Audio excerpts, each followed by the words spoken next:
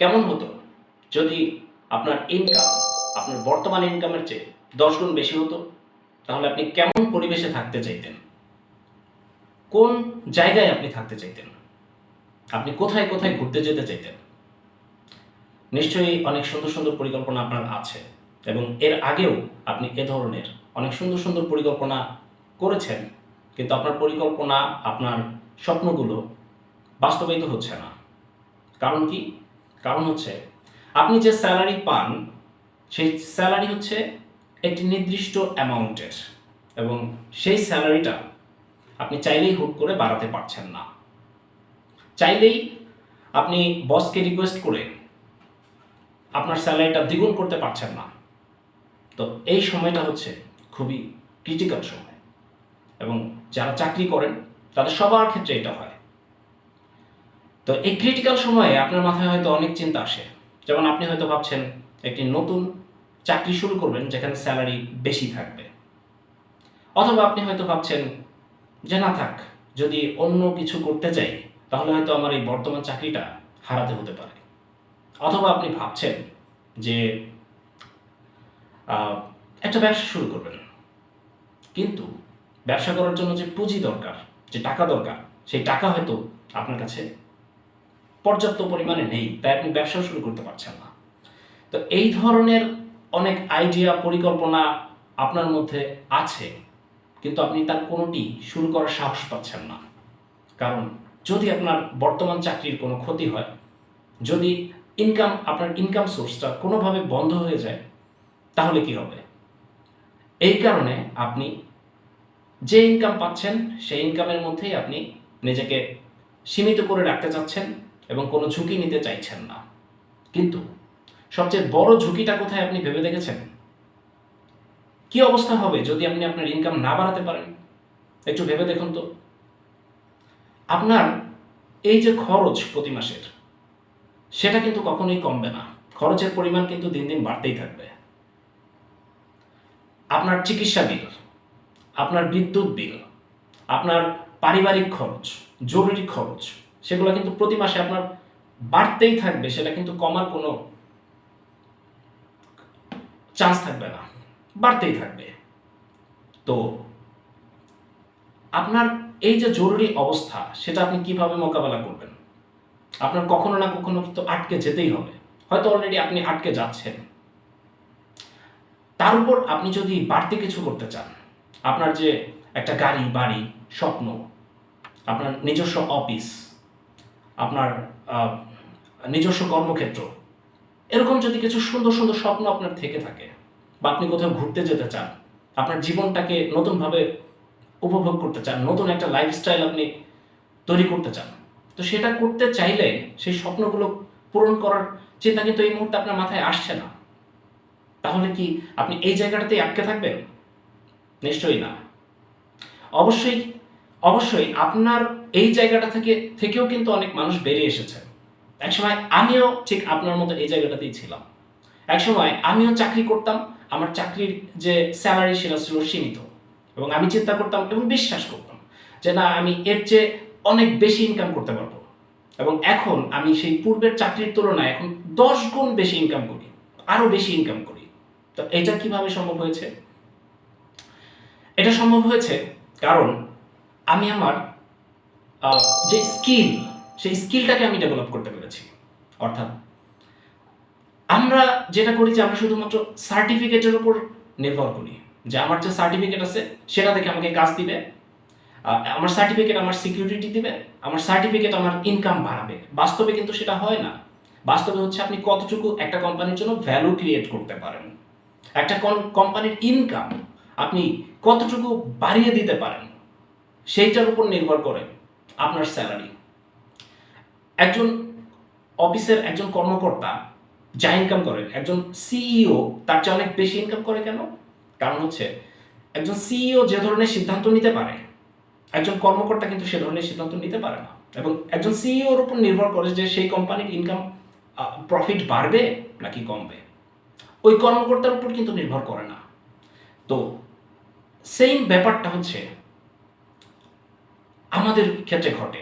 আমরা মনে করি যে আমাদের সার্টিফিকেট হচ্ছে আমাদের শেষ ভরসা, সার্টিফিকেটের উপর আমরা নির্ভর করার চেষ্টা করি, কিন্তু বাস্তব সত্য হচ্ছে বর্তমান যুগে আমাদের স্কিলের উপর আমাদের নির্ভর করা উচিত।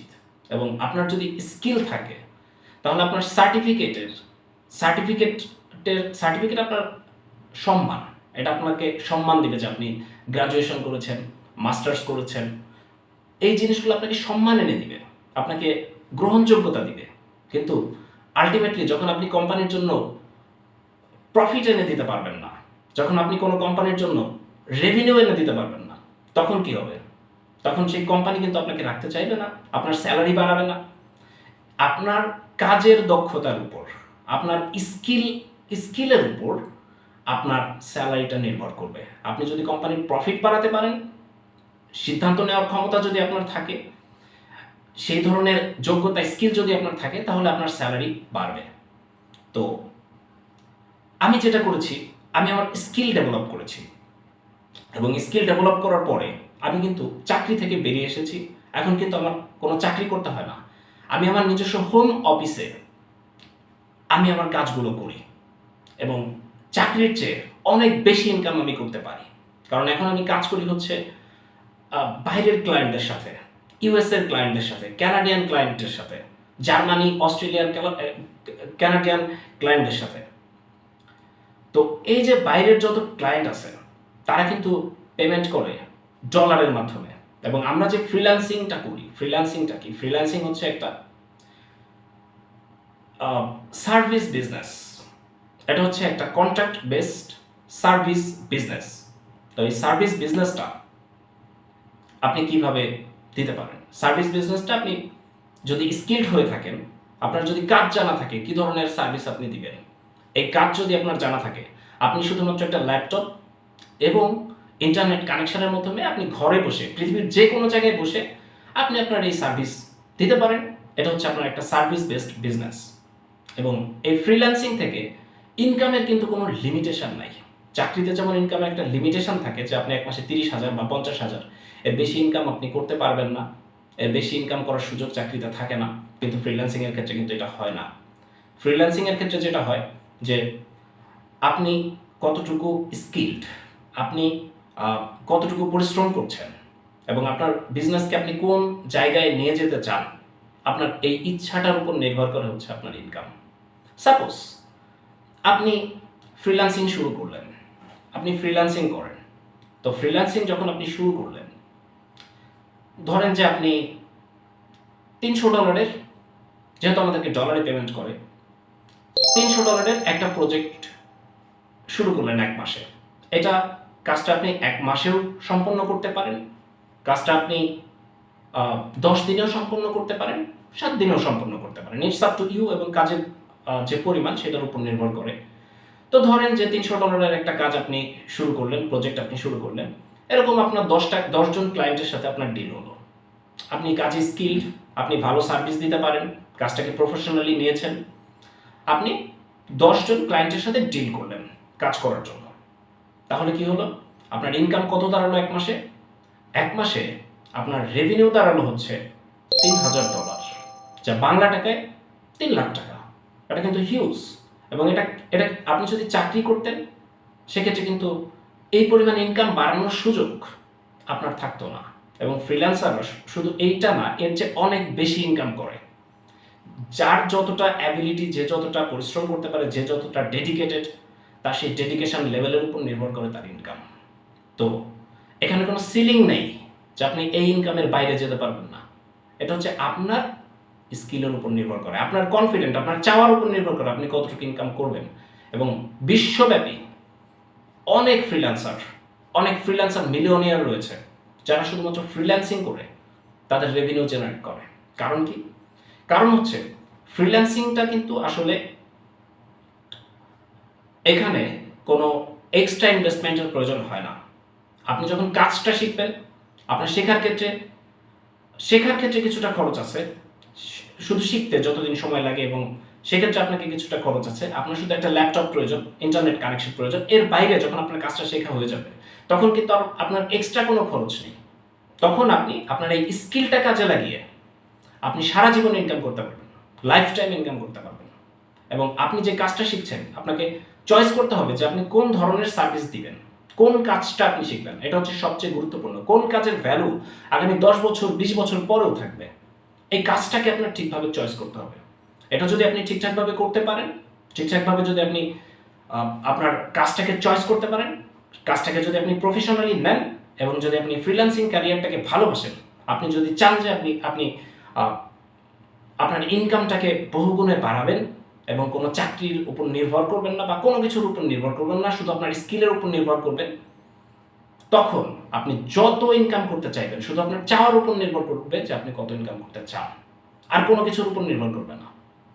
শুধু আপনার চাওয়ার উপর নির্ভর করবে, পরিশ্রমের উপর নির্ভর করবে, কষ্টের উপর নির্ভর করবে, চ্যালেঞ্জের উপর নির্ভর করবে। আপনি যদি চ্যালেঞ্জিং মানুষ হয়ে থাকেন, আপনার মধ্যে যদি ক্রিয়েটিভিটি কাজ করে যে না আমি নিজে কিছু করব, তাহলে আপনার জন্য বেস্ট ক্যারিয়ার হচ্ছে ফ্রিল্যান্সিং।